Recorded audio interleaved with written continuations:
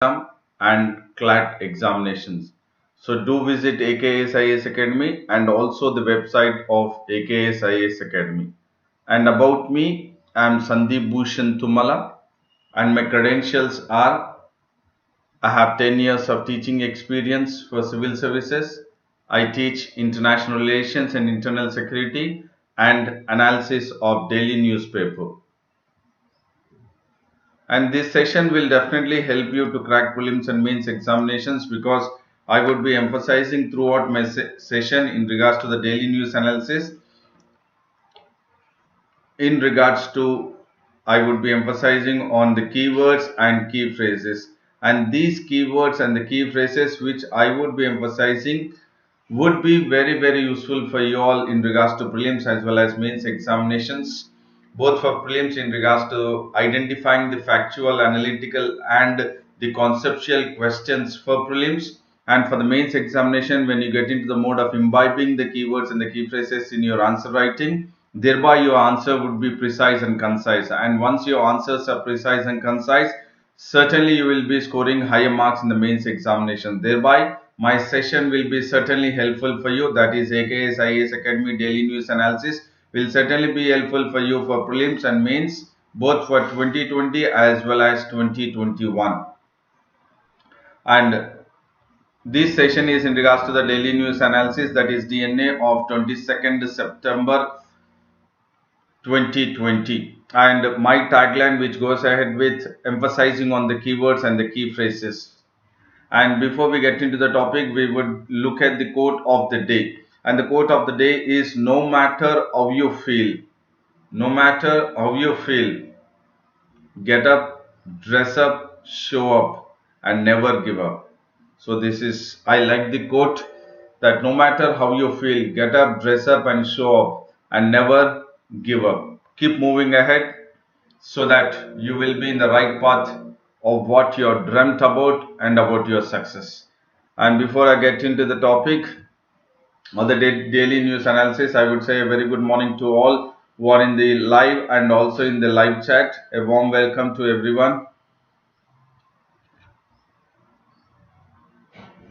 Good morning to D. Suvarna and also Prakash. A warm welcome to you all. And we will focus at the news wherein the government has increased 2.6 percentage in regards to the MSP for the wheat.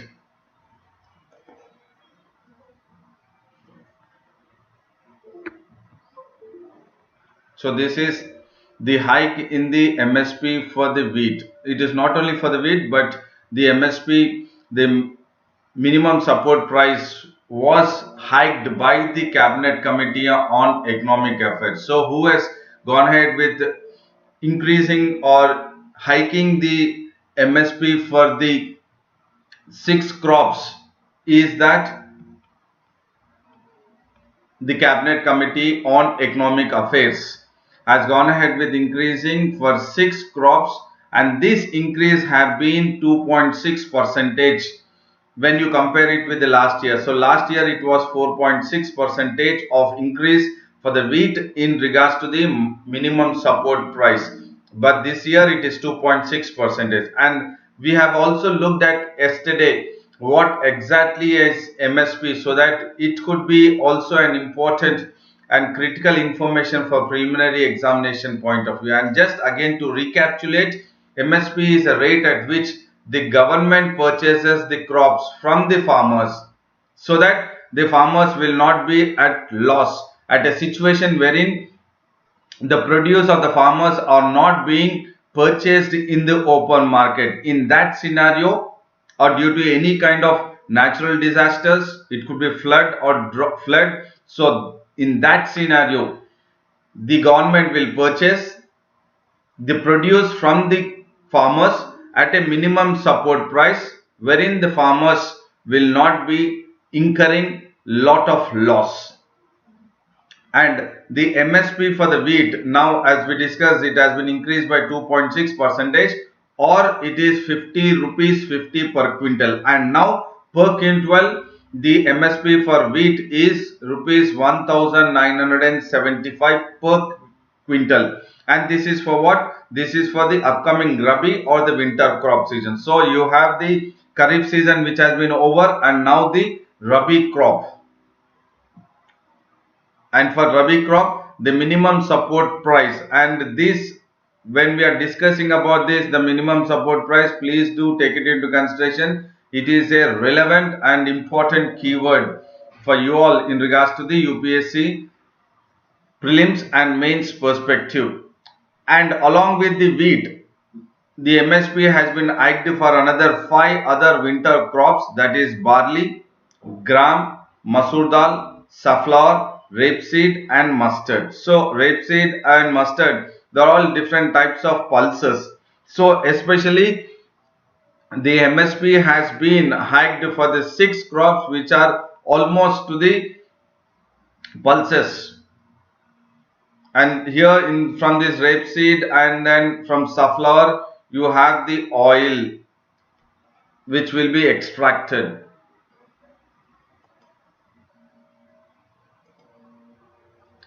And if you look at, since almost a decade, the MSP for the Rabi crop, that is the minimum support price for the Rabi crop, will always be announced in the month of October or November. That is just as the winter planting or the sowing of the seeds takes place by the farmers in the agriculture sector, the MSP for the Rabi season will be announced. But this time the MSP for the Rabi crop was announced just a day after the Parliament has passed the 2 bills, that is in regards to the agriculture. So the Parliament, yesterday we discussed, they have passed the 2 agricultural bills, and immediately day after the Parliament has passed the bill, the government has taken, or else the cabinet has taken a decision that they have increased the MSP for 6 crops. So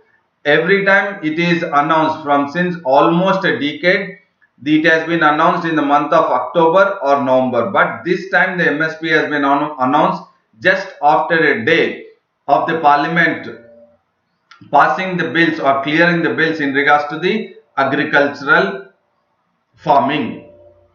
And this, if you look at, it will be, the bills will be facilitating the contract farming and also the agriculture produce, wherein the farmers can sell their produce, agriculture produce or agricultural, the output in the notified APMC, that is Agricultural Produce Market Committee. So this is the keyword contract farming and APMC are the keyword which you need to focus, which will be useful for preliminary examination. And now if you look at the MSP for 2021, and we will focus or refer it with the increase in MSP. So for wheat now it is 1975 rupees per quintal, and the increase is rupees 50. And for barley, now the MSP is 1600 per quintal and the increase is 75 rupees. That means earlier it was 1525. And for gram, it is 5100 per quintal and the increase is 225 rupees. For lentil, it is pulses. The lentil is also various pulses. It is now 5100 rupees per quintal and the increase is 300 rupees. And for rapeseed and mustard, which are used for oil, again this is now the amount MSP is 4650, wherein it is plus, that is increase of 225, and safflower it is 5327 per quintal for 2021 and 2022, and the increase is plus 112 rupees. So here if you focus all this, which is the highest MSP in the 6 crops which the cabinet has cleared, is this safflower 5327 per quintal.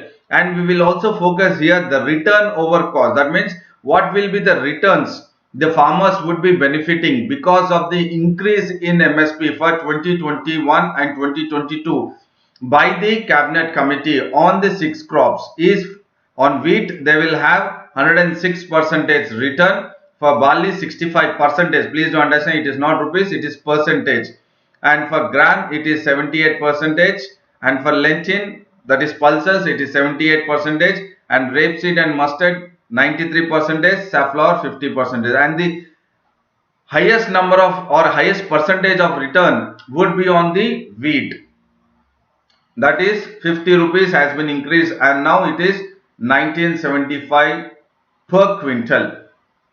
Okay, Pratham has also joined, Ram Kumar I've joined, Praveen Kumar I've joined. All of you, a very good, a warm welcome to you all to AKS IAS Academy Daily News Analysis. And Pratham says, what happens when crop fails or current prices are higher than the prices in the contract farming at the time of harvest? How can the government address the problem? You have the answer, Pratham, because you also quoted there prices in the contract farming. So when we are talking about the contract farming, so here what happens is a private businessman or individual will definitely get into contract with the farmer, and then before the exact the crop which comes up, before itself the private businessman or an individual will get into a deal with the farmer that X amount would be fixed for the entire crop, and whether the crop is damaged or whether the crop is having more of yield, that is not impacting the farmer. That means here the burden or any kind of risk, it could be natural or it could be because of any other reason, risk will not be impacted negatively onto the farmers, but the private or the contract farmers or the one who has been entered into contract to the or with the farmer, he has to bear it. So the farmer will not have any kind of risk in the contract farming.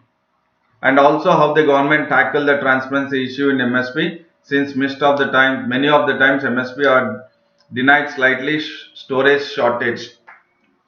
Okay, if you look at it, MSP, so definitely you have MSP and you have government procurement. Yesterday I discussed this. So definitely the government will definitely procure. It will procure definitely with the MSP because it is also required for the public distribution system, and this is required for food security or National Food Security Act. So definitely government will procure. If it is not doing it, then it will be at a wrong end. I hope Pratham you have got the entire doubt cleared.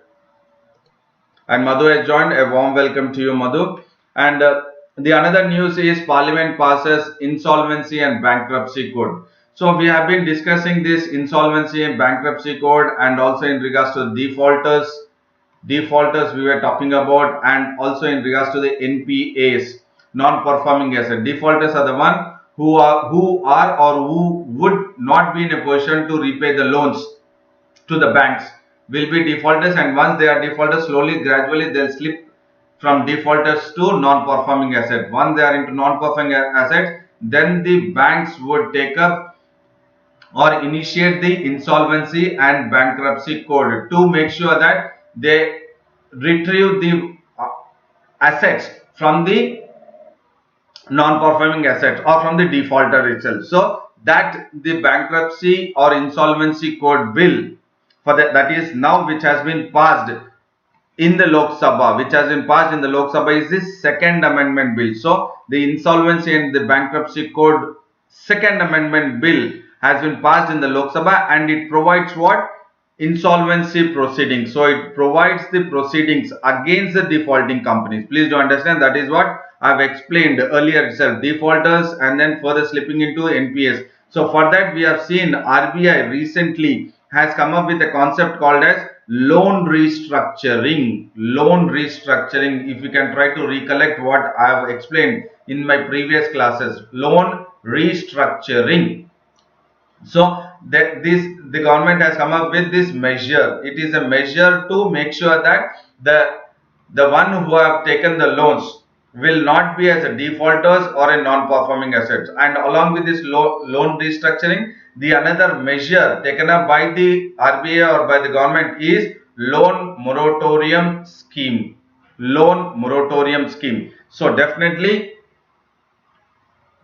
this bill is providing the proceedings against the defaulting companies, and companies will not be initiated for at least 6 months. So now what is the benefit for the defaulting companies is that through the insolvency and the bankruptcy second amendment bill, they will be given a time of 6 months before they initiate or they take up the insolvency and bankruptcy code or act against the defaulting companies. So 6 months is important, and it was earlier passed by the Rajya Sabha also. And then the finance minister Nirmala Sitharaman has made it very clear in regards to the insolvency and the bankruptcy code second amendment bill, which was passed in both the Rajya Sabha and Lok Sabha. She said it is not mere a recovery law, but it also helps the creditors and also the MSMEs, that is the one who have given the loans, the banks,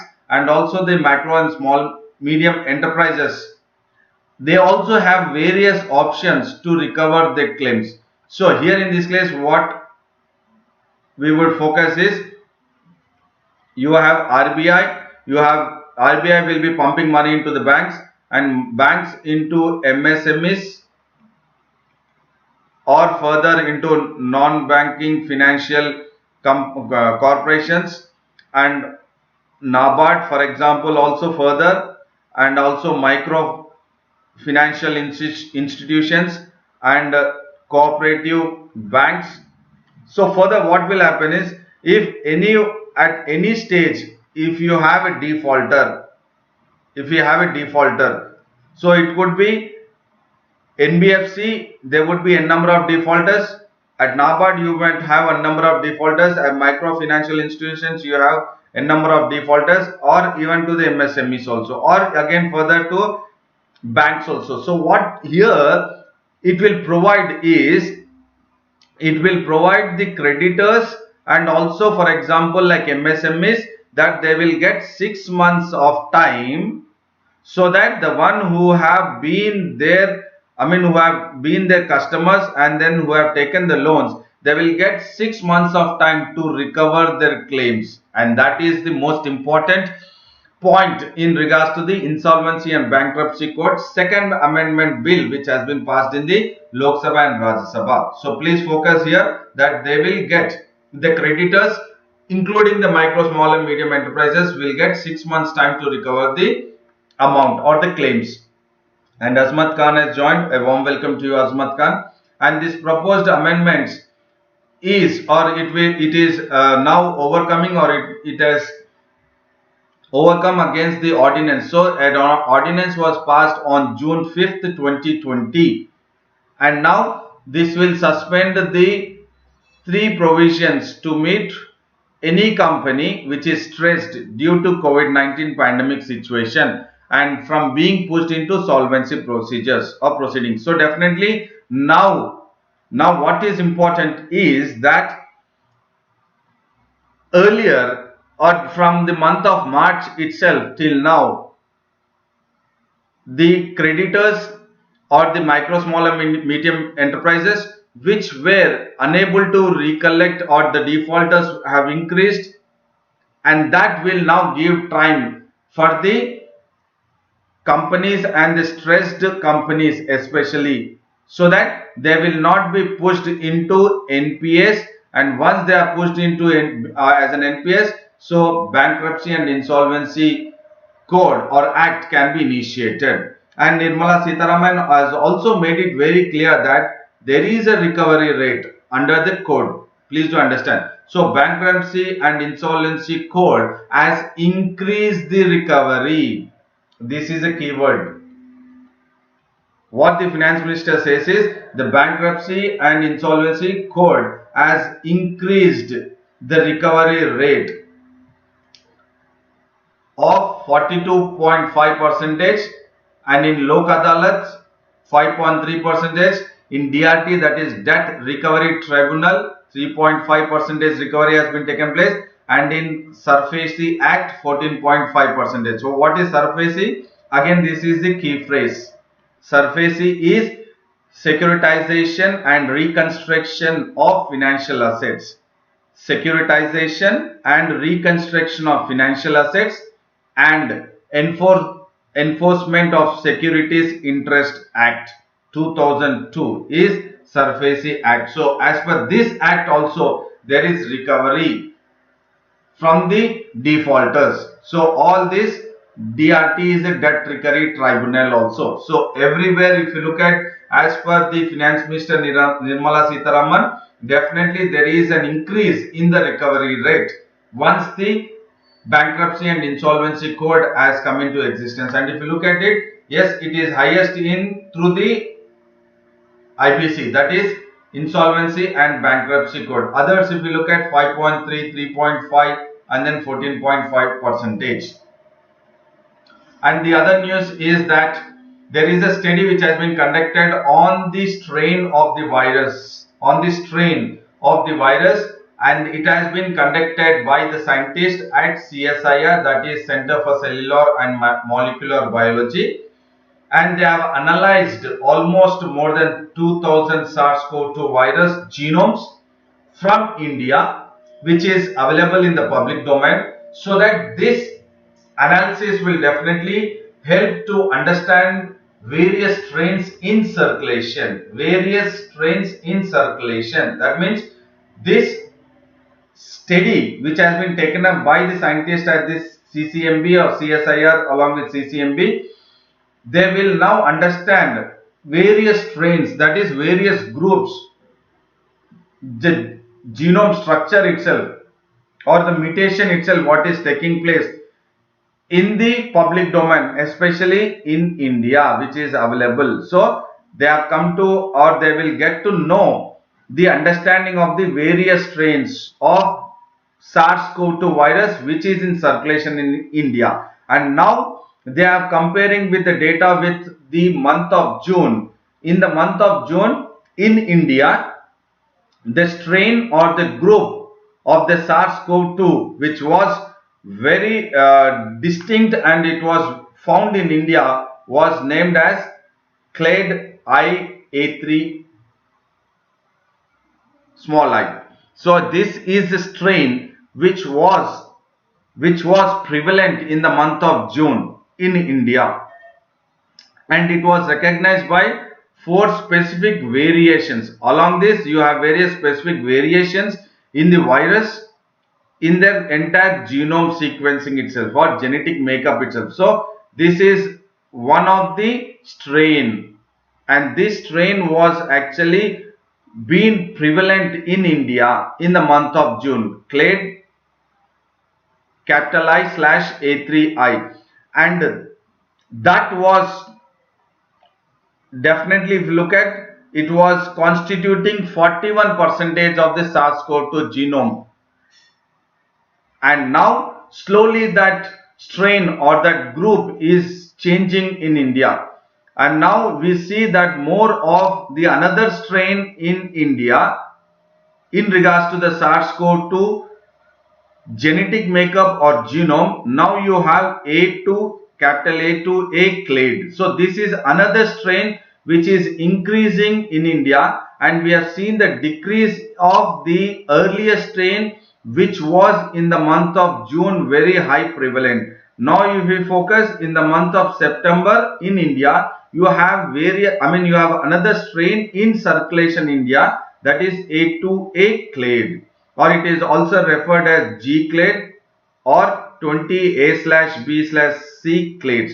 So all these are what? These are various nomenclatures of the strain of SARS-CoV-2 virus, that is A2A clade. So what is important is, earlier in the month of June it was clade I/A3I strain which was prevalent in India, and now it is A2A clade. And what is that is the scientists are trying to have the findings and try to understand about these various strains in circulation is that they feel that the virus which is now, which is prevalent, A2A or G clade, they carry a mutation that is called as D614 or D614G mutation in their spike protein. So you have a protein called as spike protein, which is responsible for the multiplication of virus,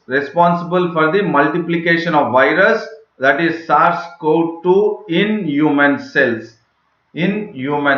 So which is the responsible protein which conjoins with the human cell? It is spike protein. And if you look at the spike protein, the mutation which you have it in the new virus, that is A2A, it is carrying D614G mutation. Please do understand, this is again important for conceptual understanding, and which will be associated with an increased infection. So because of this mutation, because we say that SARS-CoV-2, that genome sequencing, it is very hard to find out the genome sequencing because it is mutating. Mutation takes place very fast, and now the mutation what we see here is D614G in the spike protein. So definitely it is changing, it is mutating. SARS-CoV-2 virus is mutating, and now it is D614G, and this is associated with a greater infection. And around in India, 70% of Indians, or globally also, now they fall under this clade. Which clade? A2A rather than A3I earlier, rather than this. And now what they say is this is more infectious. A2A clade strain of SARS-CoV-2 is more infectious and can quickly become the dominant clade everywhere. And these findings were in the CSIR and then CCMB along with the Institute of Genome and Integrative Biology has come up with collaboration, and they have gone ahead with this study. And this study, which the report they have come up, it will be published in the journal called as Open Forum Infectious Diseases, in a journal called as Open Forum Infectious Diseases, which will be published by Oxford University Press. So definitely what is important is the clade or the different strain of SARS-CoV-2 virus, which is prevalent in India and globally also.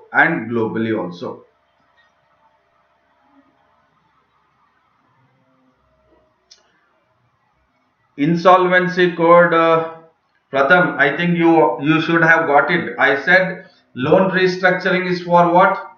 So that they will get definitely a time that they will not be a defaulter and they will not be into the mode of the being or termed as a non-performing asset. So definitely here in this insolvency code, which the new point or the amendment point is, they are being given 6 months time. So it is part of it. So if you look at this virus, I just said the spike protein. You have various proteins: spike protein, membrane protein, envelope protein, and also you have N protein, S protein, M protein, and E protein. And out of all this, the one which is responsible for the multiplication or conjoining of the SARS-CoV-2 virus with the human cell is the spike protein. This is the responsible. Fine. So this is the spike protein. So you have the spike protein,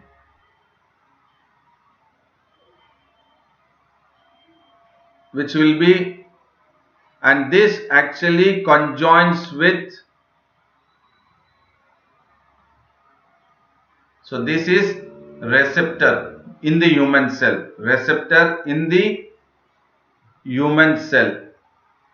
and this receptor is called as ACE2 receptor.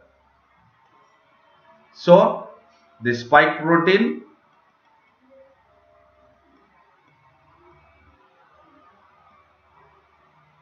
will conjoin with the ACE2 receptor, and thereby in the human body or in the human cell the multiplication takes place.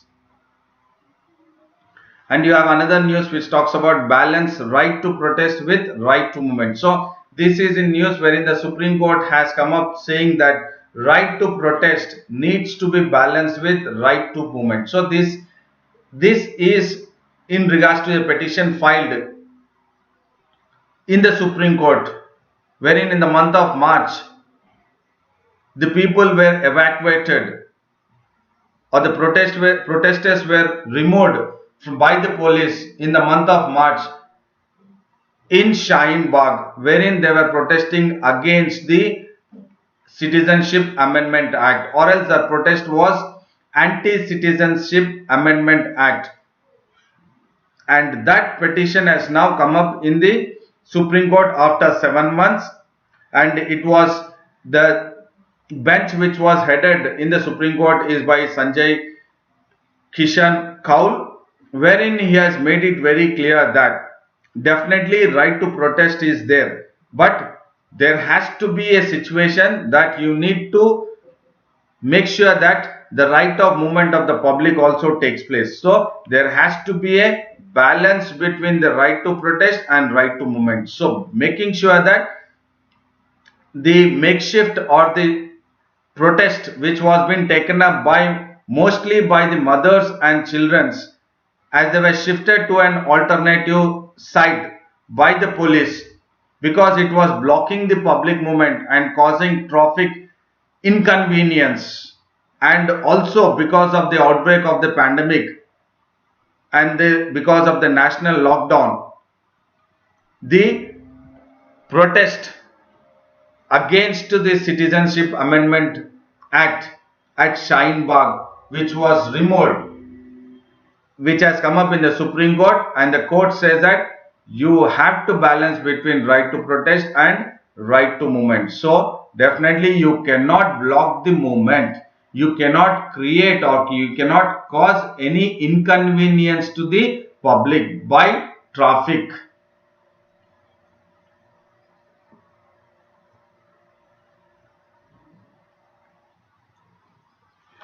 The protesters had at a time, so in that situation they have returned to the Chief Justice of India against, because they were forcibly and vindicatively they were removed from the protest site from the Delhi police. So they have approached they have also brought the notice to the Chief Justice of India, and then in regards to that, the Solicitor General of India, that is Tushar Mehta, has said that right to protest is like any other right which is not absolute. So if you look at right to protest is not absolute, that means it is not complete that you can go ahead with protesting creating inconvenience to the public, and then there can be a peaceful protest, what the court says, but definitely there has to be a right to public movement also.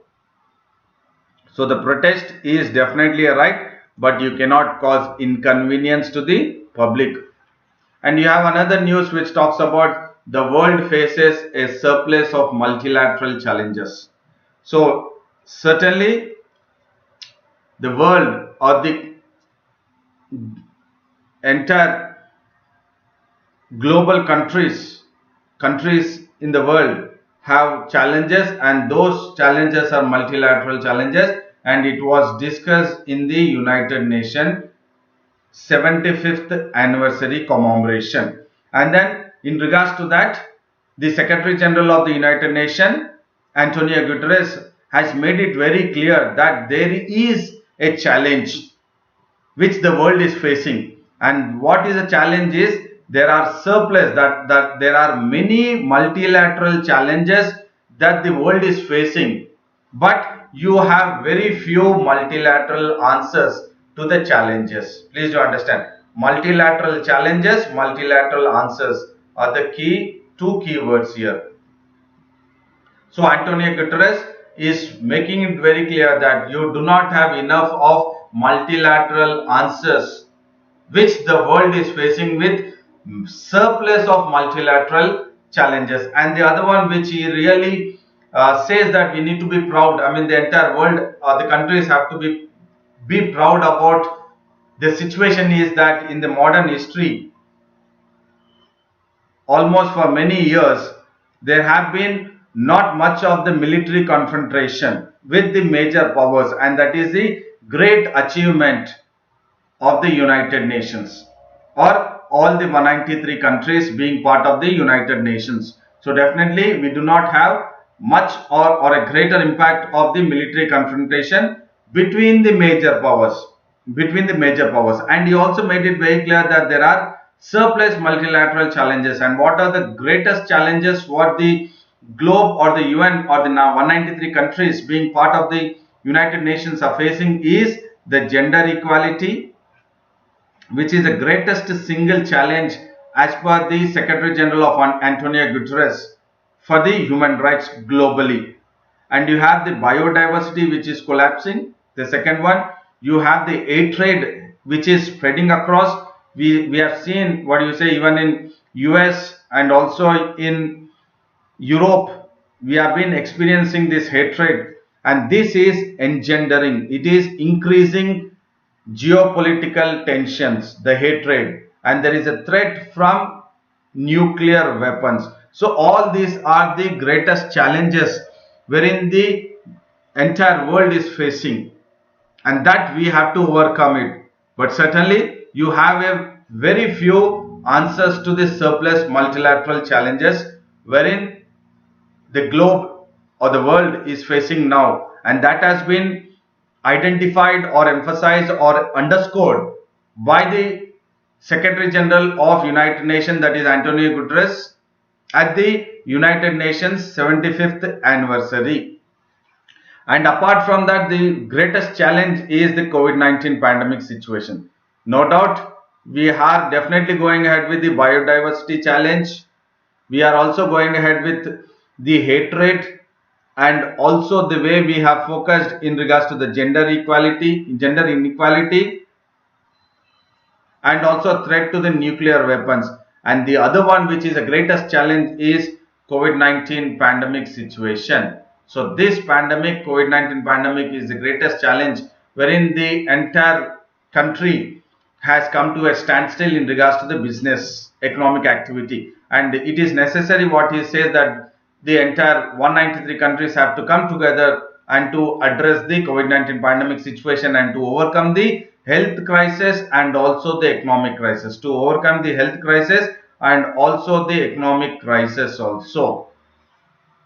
And definitely the 193 member countries UN adopted a commemorative declaration because of why it is 75th anniversary UN, because it is 75 years since the victors of the Second World War, which met in San Francisco for the organizations to come into it. And this UN Charter was signed in the year 1945 on June 26. And later on, we have the United Nations itself being established.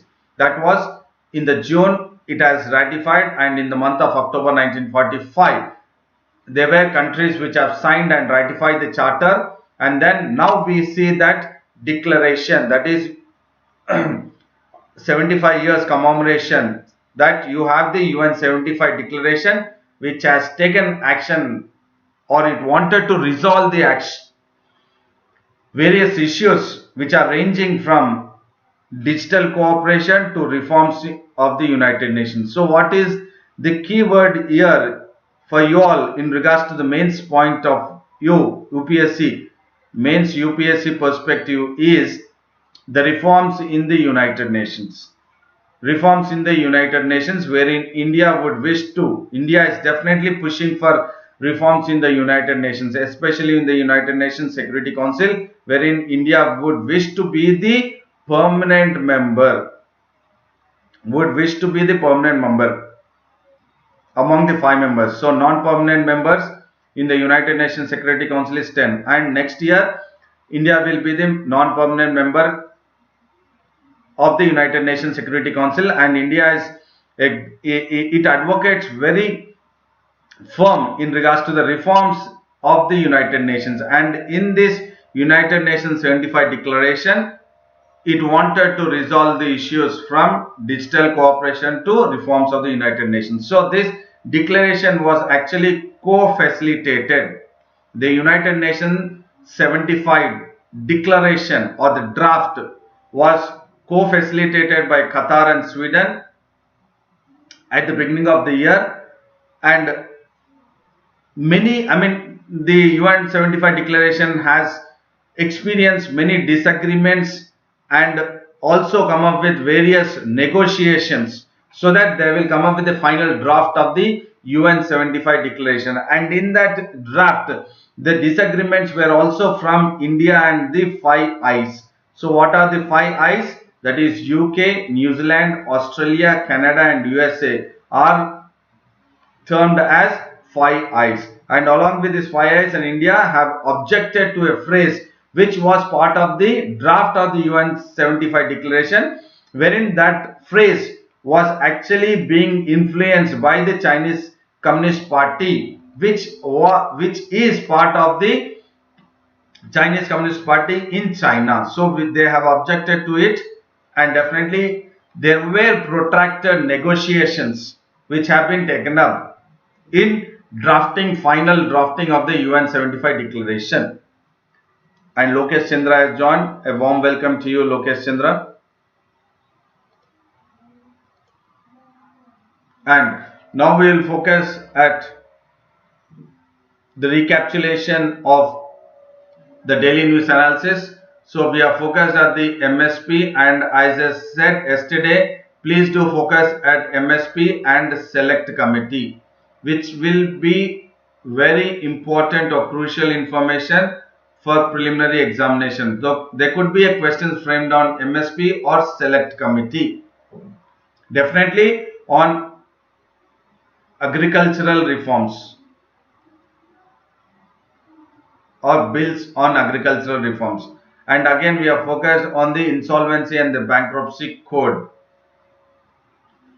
Again, this is in regards to the economy point of view. And then this we have focused in regards to the science and technology, that is in regards to the various strains, comparing it with the June and now with the September, and how it will be more prevalent in infecting the individuals in India and across the globe.